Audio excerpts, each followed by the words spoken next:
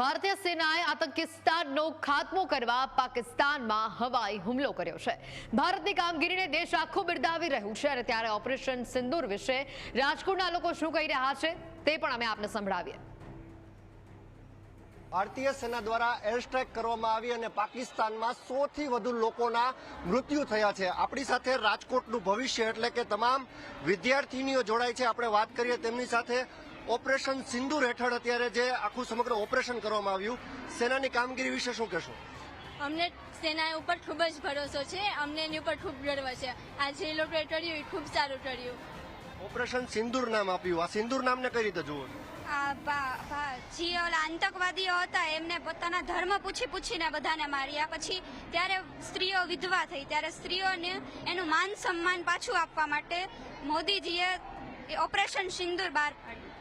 ખાસ આ ઓપરેશન સિંદૂર, સમગ્ર ઓપરેશન થયું પાકિસ્તાન ઉપર ભારતનો હુમલો, આ હુમલાને કઈ રીતે આપ જોવો છો? એક રીતે જોઈએ તો આ સારું જ થયું, કારણ કે આપણે તો શરૂઆત કરી નહોતી, એ લોકોએ પહેલા શરૂઆત કરી અને એ લોકોએ તો આપણા કોમન પીપલ જે બધા હતા એ લોકો ઉપર આવું કર્યું, પણ આપણે એવું ન કર્યું। આપણે એર સ્ટ્રાઇક કરી 9 સ્થળો ઉપર પાકિસ્તાનના, એ પણ પીઓકેમાં, તો એ સારું કર્યું, બદલો જવાબ આપ્યો।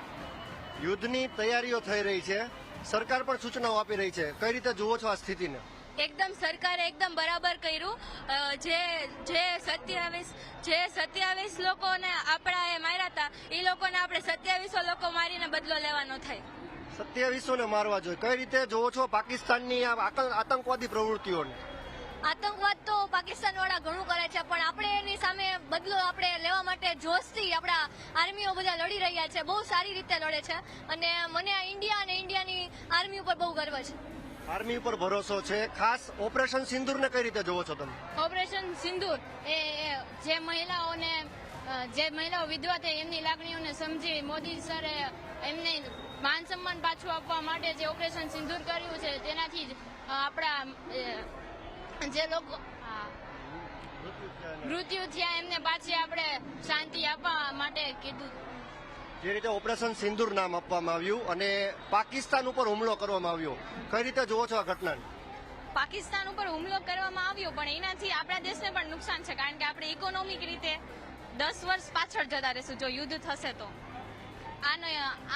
આપણે આ યુદ્ધને રોકવાના પ્રયત્ન કરવા જોઈએ અને આ મામલાને આપણે યુએનમાં રજૂ કરવા જોઈએ।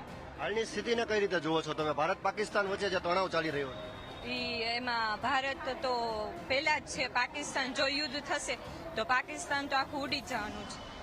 પાકિસ્તાન આખું ઉડી જશે તેવી વાત કરી રહ્યા છે વિદ્યાર્થીની, તમે શું કહેશો? આ યુદ્ધની સ્થિતિ છે હાલ। આપણે પાકિસ્તાન ઉપર હુમલો કર્યો એ વાત સાચી છે, કેમ કે જે વિધવા મહિલા થયા છે એના હસબન્ડને આત્માને શાંતિ મળે ને એમને પણ એમ થવું જોઈએ કે આ દેશમાં કંઈ થઈ રહ્યું છે આપણા માટે, દેશ આપણી રક્ષા માટે કાર્ય કરી રહ્યું છે।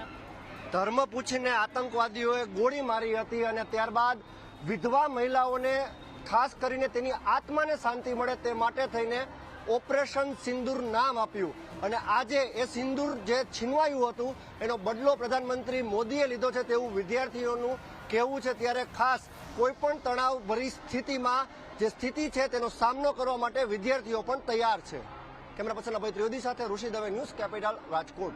પહલગામમાં આતંકી હુમલો થયો અને એ હુમલામાં સ્ત્રીઓ અને બાળકોને છોડી મૂકવામાં આવ્યા અને આતંકીઓએ કહ્યું કે જાઓ, પહલગામમાં આતંકી હુમલો થયો અને એ હુમલામાં સ્ત્રીઓ અને બાળકોને છોડી મૂકવામાં આવ્યા અને આતંકીઓએ કહ્યું કે જાઓ, મોદીને કહી દેજો। ત્યારે ભારતની આ તમામ મહિલાઓ છે, રાજકોટની આ તમામ મહિલાઓ છે, તેની સાથે આપણે વાત કરશું। સૌપ્રથમ હું તમને પૂછવા માંગીશ, ઓપરેશન સિંદૂર જે નામ આપ્યું, ખાસ પહલગામમાં આતંકી હુમલો થયો અને મહિલાઓને જીવતી છોડી મૂકી, આ સમગ્ર ઘટનાને કઈ રીતે જુઓ છો આપ?